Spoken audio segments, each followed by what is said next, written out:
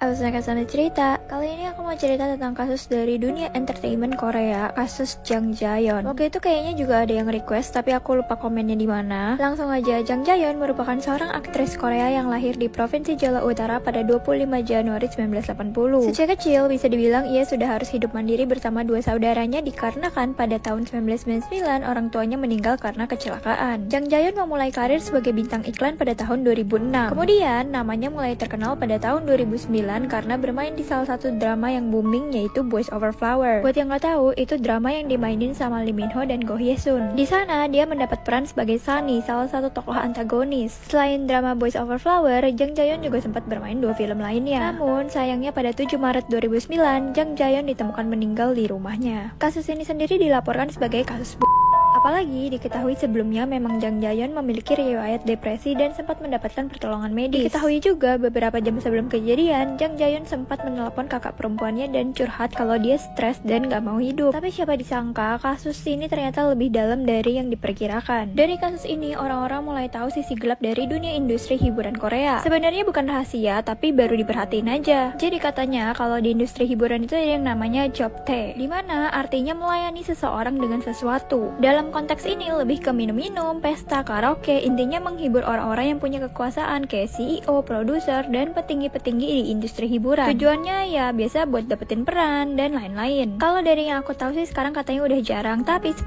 tahun lalu pada zamannya ini merupakan hal yang sering terjadi. Biasanya agensi bakal nyuruh trainee atau aktor-aktris pendatang baru buat ngelakuin job T, tapi di beberapa kasus seperti Jang Jaeyeon, mereka nggak cuma disuruh ngasih minum atau diajak pesta dan karaoke, melainkan lebih dari itu. Bisa ditebak lah ya disuruh apa. Nah, waktu Jang Jaeyeon meninggal, mantan manajernya nemuin surat yang ditinggal sama mendiang. Jumlahnya ada 7 halaman dan kurang lebih isinya dia nggak mau lagi kerja sama agensinya yang sekarang dan mau nuntut CEO-nya. Selain itu, dia nulis nama-nama orang yang pernah dilayani sama dia, bahkan ada tanggal spesifik. Dia juga bilang kalau dia dipaksa oleh CEO agensinya untuk melakukan hal tersebut. Kalau misalkan dia nggak mau, dia bakal mendapatkan kekerasan baik fisik maupun verbal. Udah gitu, dia juga diancam namanya bakal di blacklist. Pada waktu itu kan belum ada tuh internet, jadi kalau mau terkenal emang paling lewat TV. Jadi waktu diancam kayak gitu ya Jang Jaeyeon takut lah dan gak bisa apa-apa. Nah, setelah surat Jang Jaeyeon ini diketahui publik, orang-orang tuh mulai memperhatikan kasus ini. Dan yang paling disorot itu adalah list nama-nama orang yang berkuasa. Polisi pun sempat melakukan investigasi terhadap nama-nama yang ada di list, tapi bisa dibilang gak terlalu efektif. Para petinggi ini tuh mendapatkan perlakuan spesial. Alhasil para petinggi itu juga ya udah gak bisa dihukum apa-apa. Terlebih kan Jang Jaeyeon udah meninggal, jadi gak ada bukti atau saksi gitu.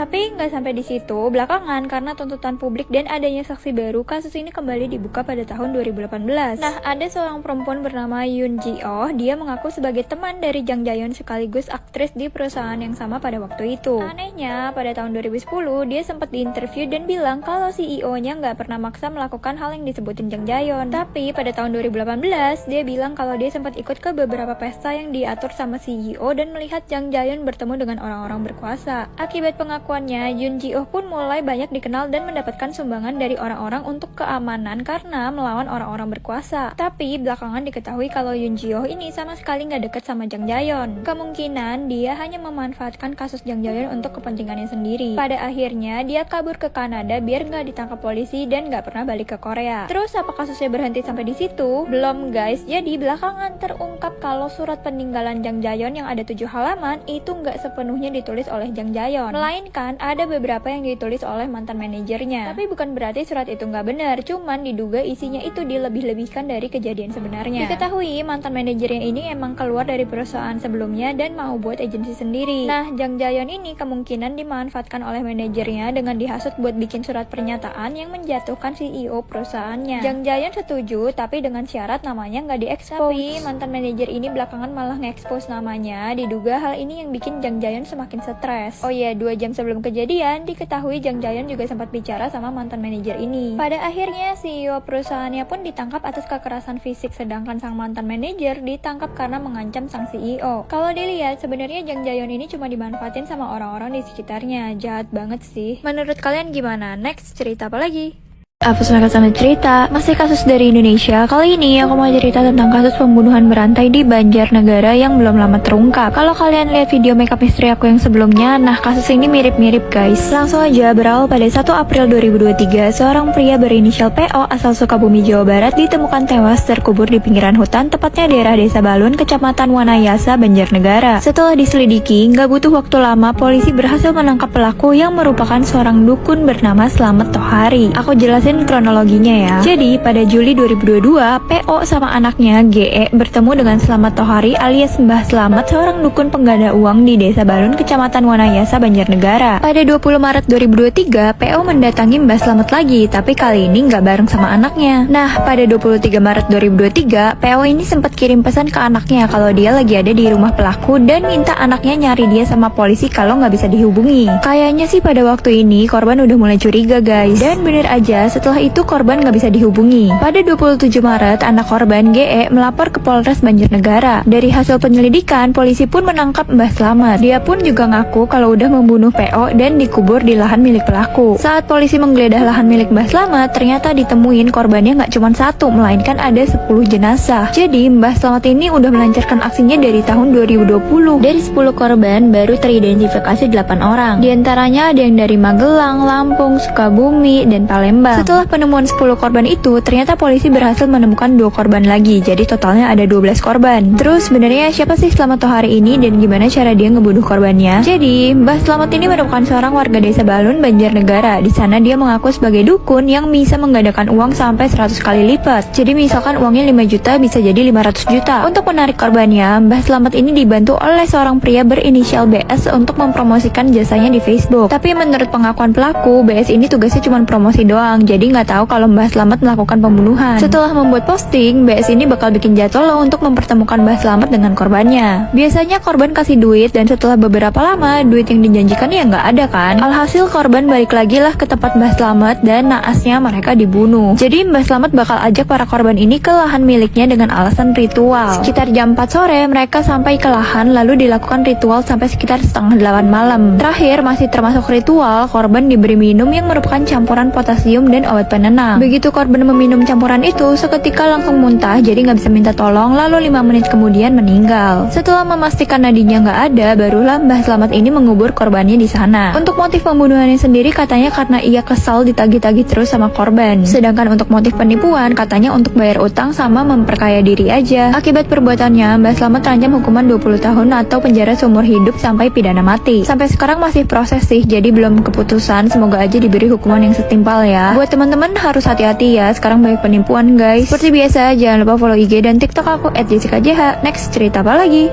Apa semangat sambil cerita? Siapa nih yang kangen? Sebenarnya kemarin udah mau bikin, tapi kebetulan lagi di luar negeri, rada ribet dan nggak bisa buka TikTok, jadi akhirnya ketunda deh sampai sekarang. Tapi tenang aja, sekarang udah normal dan kabar baiknya aku bakal up konten cerita 2 kali seminggu. Jadi awas ya kalau nggak ramein. Oke, sekarang langsung aja ke ceritanya. Sesuai request kali ini aku mau cerita tentang seorang bayi yang dibunuh karena katanya kerasukan. Kasus dari Amora Carson. Bermula pada Januari 2008, waktu itu Jessica Carson dan Blaine Milam yang sama-sama berusia 18 tahun bertemu. By the way, bukan Jessica aku ya guys. Setelah pertemuan itu, nggak butuh waktu lama mereka bertunangan di acara malam prom. Oh ya, waktu itu Jessica udah punya anak sebelumnya dengan pria lain. Anak itu nggak lain adalah Amora Bain Carson yang berusia 13 bulan. Gak lama setelah tunangan, Jessica pun pindah ke tempat Milam. Walaupun menurut orang-orang sekitar, Milam adalah orang yang pasif, punya masalah untuk mengontrol diri dan pemarah, hubungan mereka bisa dikatakan cukup baik. Sampai suatu hari, Milam dan Jessica membeli sebuah papan Ouija. Buat yang nggak tahu, papan Ouija itu katanya bisa buat komunikasi sama orang-orang yang udah meninggal. Nah, katanya Jessica ini mau berkomunikasi sama ayahnya yang meninggal bunuh diri waktu umurnya 10 tahun. Tapi setelah menggunakan papan itu, katanya Jessica ini ngerasa Milam dirasuki sama iblis, terus apartemen mereka dihantui. Akhirnya mereka pun memutuskan untuk pindah ke rumah ibu Milam di Tatum, Texas. Oh ya, sebelum ketemu sama Jessica, ternyata Milam ini sempat kena kasus lain juga guys. Jadi dia pernah nyelinap ke rumah seorang anak perempuan berusia 11 tahun, ada juga yang bilang 13 tahun, terus ninggalin foto-foto tidak senonoh di lemari bajunya. Walaupun gak ada kontak fisik, Milam tetap dinyatakan bersalah dan diperintahkan untuk di penjara selama 180 hari. Tapi baru 48 hari dia dibebaskan untuk kerja. Harusnya sih ditangkap lagi, cuman karena error dari polisi, dia dibiarin gitu aja. Nah, balik lagi, walaupun udah pindah ke Tatum, mereka masih percaya kalau Milam dan Amora ini kerasukan roh jahat. Mereka ngerasa buat ngilangin roh jahat itu satu-satunya cara adalah dengan ngelakuin exorcism. Akhirnya pada 2 Desember 2008, masih percaya Amora ini dirasuki roh jahat, Jessica dan Milam yang di bawah pengaruh amfetamin menggunakan palu untuk memukul Amora. Gila banget gak sih? Setelah ngelakuin hal itu, Milam dan Jessica pergi ke Pegadaian. Katanya mereka mau cari uang buat bayar exorcism lagi, tapi ujung-ujungnya duit yang mereka dapat malah buat beli rokok. Di saat itu, Amora yang sekarat ditinggal sendiri di rumah, tepatnya di sebuah lubang lantai di kamar mandi. Seperti yang bisa ditebak, Amora pun meninggal. Baru pada pukul 10.37, Milam menelpon polisi. Menurut pengakuan mereka, Jessica dan Milam katanya pergi keluar buat nyari tempat tinggal baru sekitar 1-1,5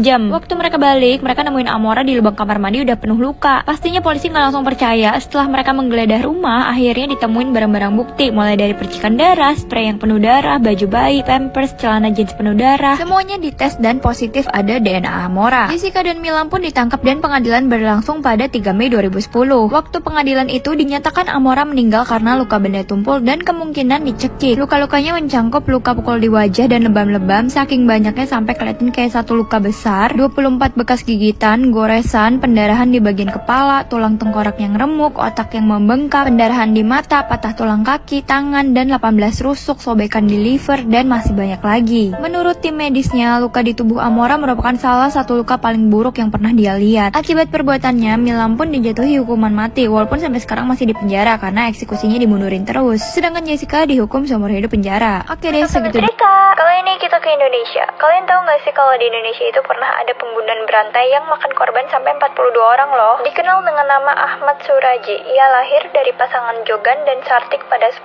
Januari 1949 di Deli Serdang, Sumatera Utara. Pada saat Suraji berusia 7 bulan, ayahnya yang seorang dukun meninggal. Bisa dibilang, masa kecil Suraji tidak berbeda dari anak kecil di desa pada umumnya. Sampai di usia 12 tahun, dia mulai tertarik dengan ilmu dukun yang dipelajari dari buku-buku peninggalan sang ayah. Ia sendiri hanyalah seorang lulusan SD. Saat dewasa, Suraji sehari-hari bekerja sebagai petani dan membuka praktek dukun. Kerjaannya mulai dari mengobati orang sakit sampai pasang susuk. Suraji memiliki 3 orang istri, di mana katanya ketiga istrinya ini masih punya hubungan saudara. Dan dari 3 istrinya inilah dia memiliki 9 orang anak. Seiring berjalannya waktu, Suraji ini semakin getol menyelami dunia perdukunan. Dia ngaku katanya ayahnya ini sering datang dalam mimpi untuk mengajarinya ilmu kesaktian. Sampai pada suatu malam, Suraji katanya didatangin lagi sama ayahnya lewat mimpi. Di mimpinya itu, ayahnya bilang kalau Suraji mau lebih sakti, dia harus mengorbankan 70 nyawa perempuan. Setelah menimbang-nimbang, akhirnya Suraji pun melaksanakan petuah tersebut. Ia pun mulai melakukan pembunuhan pada tahun 1986. Hingga di tahun 1997, 11 tahun kemudian, barulah aksi Suraji ini mulai terbongkar. Berawal dari penemuan mayat seorang perempuan bernama Sri Kemala Dewi yang ditemukan di ladang tebu. Awalnya, polisi mengira Sri dibunuh oleh suaminya karena katanya sebelum hilang mereka sempat ribut. Tapi setelah diselidiki, seorang warga bernama Andreas mengaku pernah mengantar Sri ke tempat Suraji. Awalnya, Suraji nggak mengaku. Dia bilang Sri pulang dari rumahnya setelah maghrib. Tapi polisi nggak nyerah. Setelah diselidiki lebih dalam, ditemuin kalau sebagian besar laporan orang hilang ternyata adalah pasien dari Suraji. Polisi pun memeriksa rumah Suraji dan menemukan perhiasan milik Sri. Akhirnya Suraji mengaku bahwa ia sudah membunuh Sri dan 41 perempuan lainnya. Tubuh semua korban Suraji yang sudah jadi kerangka pun akhirnya ditemukan di ladang tebu di Dusun Aman Damai, Kabupaten Deli Serdang, Sumatera Utara. Rata-rata korbannya berusia 13 sampai 27 tahun. Pada 27 April 1998 dilakukan sidang dan Suraji dijatuhi hukuman mati. Dikabarkan katanya Suraji ini waktu di penjara udah tobat. Ia juga sempat mengajukan gerasi ke presiden tapi ditolak sebanyak 2 kali. Dan pada akhirnya 10 Juli 2008 Suraji akhirnya ditembak mati. Gimana guys? Ternyata ada juga loh kasus kayak gini di Indonesia. Next, cerita apa lagi?